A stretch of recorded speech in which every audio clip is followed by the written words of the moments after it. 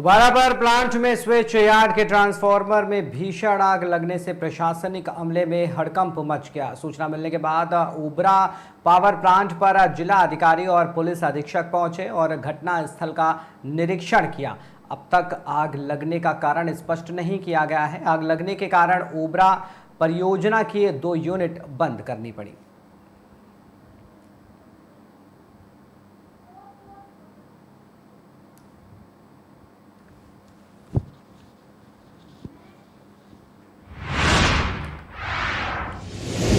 जिलाधिकारी आशुतोष कुमार द्विवेदी के आह्वान पर जिले में ब्लैकआउट मॉक ड्रिल संपन्न हुई। जिले में ब्लैकआउट का असर देखा गया। रात 9 बजे से 9:10 तक अंधेरे में डूबा रहा। बिजली विभाग की तरफ से रात 8:58 से 9:12 के बीच लाइट को काट दिया गया। जिले में अंधेरा छाते ही शहर क्षेत्र में सायरन की आवाज गूंजने लगी। शहर क्षेत्र में अपर पुलिस अधीक्षक डॉक्टर संजय कुमार सिंह ने कमान संभाली। आवास विकास तिराहा पर सिटी मजिस्ट्रेट संजय कुमार बंसल मौजूद रहे। क्षेत्राधिकारी नगर ऐश्वर्या उपाध्याय ने त्रिपोलिया चौक पर सकुशल ब्लैकआउट मॉक ड्रिल संपन्न कराई। सभी ने घरों में लाइट ऑफ की और ट्रैफिक बंद किया गया। Thank you. आज क्या घटना था? आज दिनांक 7 मई 2025 को देश के विभिन्न पार्ट्स में एक मॉक ड्रिल चलाई गई जिसमें ब्लैकआउट का कार्यक्रम था। उसी क्रम में आज जनपद फर्रुखाबाद में भी 9 बजे से लेकर के 9:10 तक रात में ब्लैकआउट का एक मॉक ड्रिल निकाला गया, जिसमें सभी पब्लिक इंस्टॉलेशन में लाइट्स ऑफ की गई। सभी ने घरों में लाइट्स ऑफ की और ट्रैफिक बंद किया गया। Thank you. आज क्या घटना था? आज दिनांक 7 मई 2025 को देश के सोनभद्र जनपद में चल रहे प्लास्टिक मुक्त सोनभद्र अभियान के तहत भारत का स्विट्जरलैंड कहा जाने वाले जनपद सोनभद्र के प्राकृतिक एवं पर्यटन स्थलों को प्लास्टिक मुक्त किया जाएगा, जिससे सोनभद्र में पर्यटकों का साफ और स्वच्छ स्थल उपलब्ध कराया जा सके। जिसके तहत आज जागृति अवस्थी मुख्य विकास अधिकारी सोनभद्र ने अपनी टीम के साथ इसकी शुरुआत की। जागृति अवस्थी ने नेतृत्व में पूरे क्षेत्र को प्लास्टिक और कचरा मुक्त करने के लिए 4 भागों में बांटा गया। चारों टीमों में गांव के सभी लोग, कर्मचारी और स्कूल के बच्चों को भी बांटा गया। टीम ने पूरे पिकनिक स्पॉट में फैले हुए प्लास्टिक एवं कूड़े को बिन में इकट्ठा किया। बता दें लगभग 200 किलो प्लास्टिक इकट्ठा किया गया। यहाँ पे अबाड़ी में एक स्वच्छता अभियान चला है, तो इस अभियान का क्या उद्देश्य है?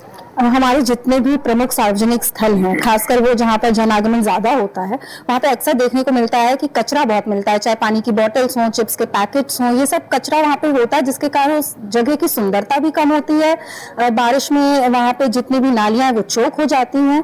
तो हम लोगों ने ये डिसाइड किया कि ऐसी जगहों की जो सफाई है, चूंकि सार्वजनिक जगह है तो वो सभी की जिम्मेदारी है, तो पंचायती राज विभाग के द्वारा यहाँ पर एक आयोजन किया गया, जिसमें विकास विभाग के सभी अधिकारी कर्मचारी द्वारा यहाँ पर पार्टिसिपेट किया गया। जो गांव के लोकल लोग हैं, प्रधान जी, उनके द्वारा किया गया। महिलाओं द्वारा, जो स्कूल के बच्चे हैं, उन्होंने पार्टिसिपेट किया।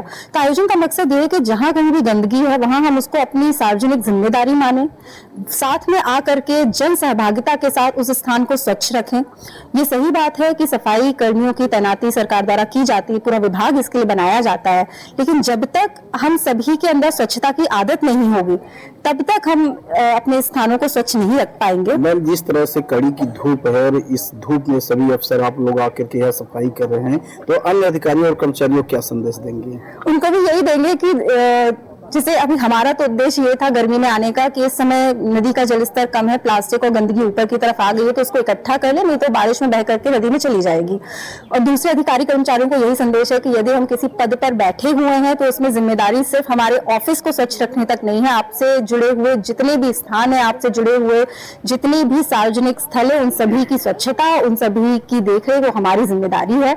तो इस तरह से अपने आसपास के लोगों को मोटिवेट करें। उनको, जैसे आज बच्चों से हमें जो सपोर्ट मिला, जो पत्रकार बंधुओं से हमें सपोर्ट मिला, वो हमने इतनी अपेक्षा नहीं की थी। तो यदि लोगों को मोटिवेट किया जाए तो वाकई में वो स्वच्छता को एक जन आंदोलन बना। यहाँ पे अबाड़ी में एक स्वच्छता अभियान चला है, तो इस अभियान का बुलंदशहर से खबर है जहां पर परमाणु विद्युत केंद्र नरौरा में 3 चरणों में मॉक ड्रिल किया गया था। पहले चरण में सायरन बजाकर लोगों को जागरूक किया गया, उसके बाद धमाकों की आवाज़ सुनाई थी।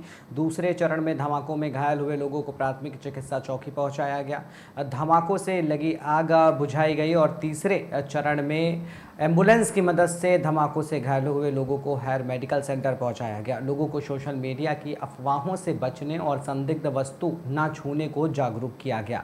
बता दें, बुलंदशहर डीएम एसएसपी और संभल डीएम एसपी एनडीआरएफ टीम और सीआईएसएफ दमकल विभाग अधिकारी यूपी पुलिस के जवान मौके पर मौजूद रहे।